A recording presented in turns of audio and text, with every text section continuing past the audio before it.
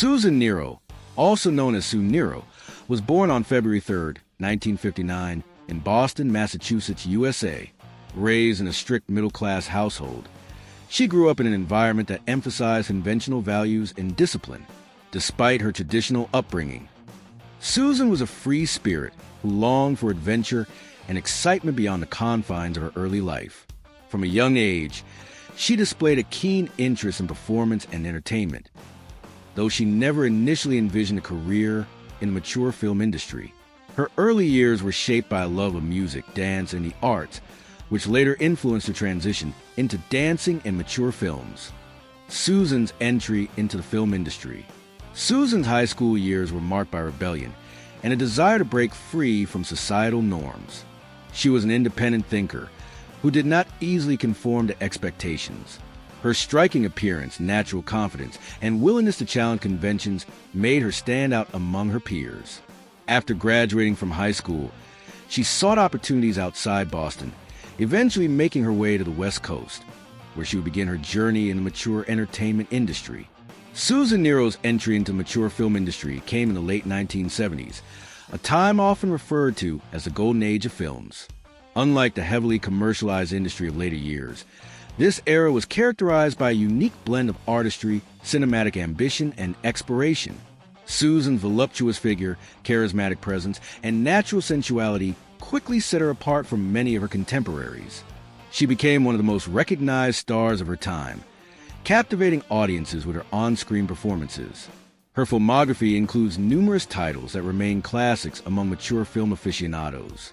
Some of her most notable films include Blazing Zippers, 1978, Starlit Nights, 1980, and Naughty Girls Need Love Too, 1981.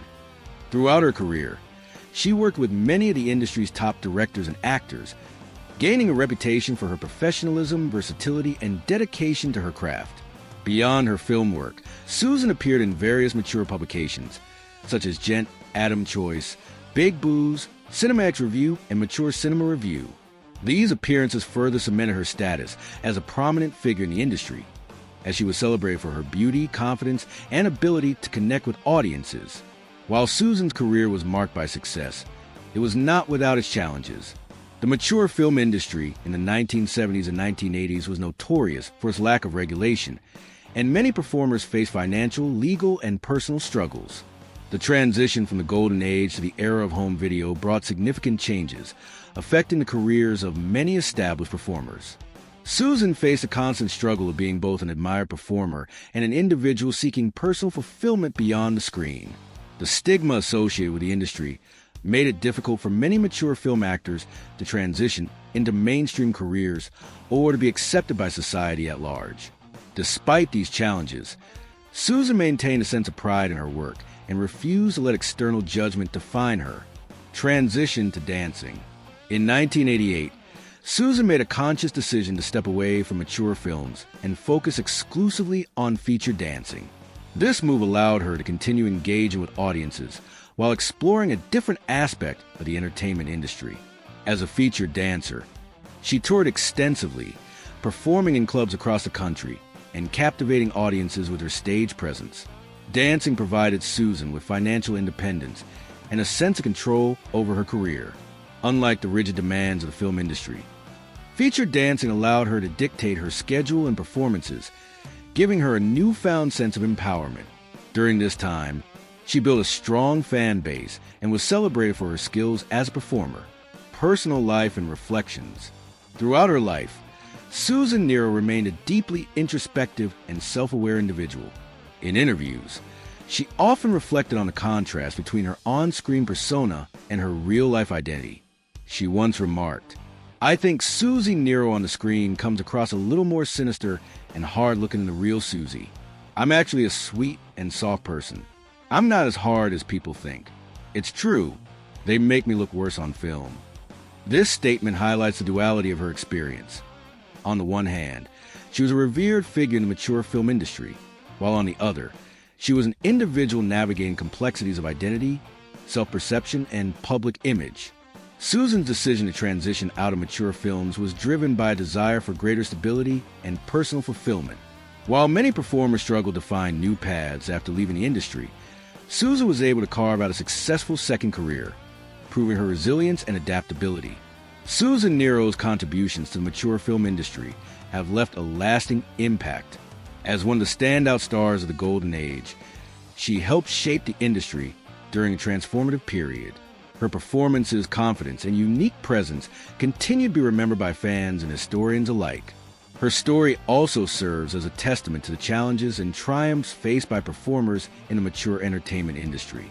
In an era when the industry was still finding its footing, Susan managed to navigate the highs and lows with grace and determination. Her ability to transition into dancing and maintain a career beyond mature film speaks to her resourcefulness and strength. Today, Sue Nero's work is often revisited by those interested in the history of mature cinema. Her films, magazine features, and interviews provide insight into an era that was both revolutionary and tumultuous for the mature entertainment world. Legacy and impact. Sue Nero's journey is one of ambition, reinvention, and resilience. From her early years in Boston to her rise in the mature film industry and her successful transition to dancing, she demonstrated an unwavering commitment to her craft and personal growth. Her story serves as a reminder that individuals in the entertainment industry are more than just their on-screen personas. They are real people with dreams, struggles, and the ability to redefine their paths.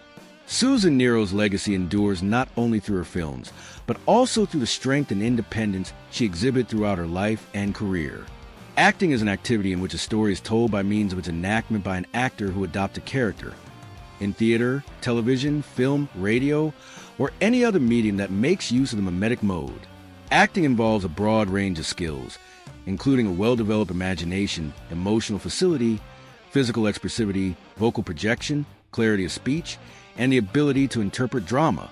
Acting also demands an ability to employ dialects, accents, improvisation, observation and emulation, mime, and stage combat.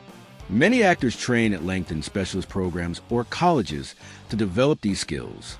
The vast majority of professional actors have gone through extensive training. Actors and actresses will often have many instructors and teachers for a full range of training involving singing, scene work, audition techniques, and acting for camera. Most early sources in the West that examine the art of acting, ancient Greek, Picapora Iota Sigma Iota, Hypocrasis, discuss it as part of rhetoric. One of the first known actors was an ancient Greek called Thespis of Icaria in Athens. Writing 2 centuries after the event, Aristotle in his Poetics, c. 335 BC, suggests that Thespis stepped out of the dithyrambic chorus and addressed it as a separate character. Before Thespis, the chorus narrated, for example, Dionysus did this, Dionysus said.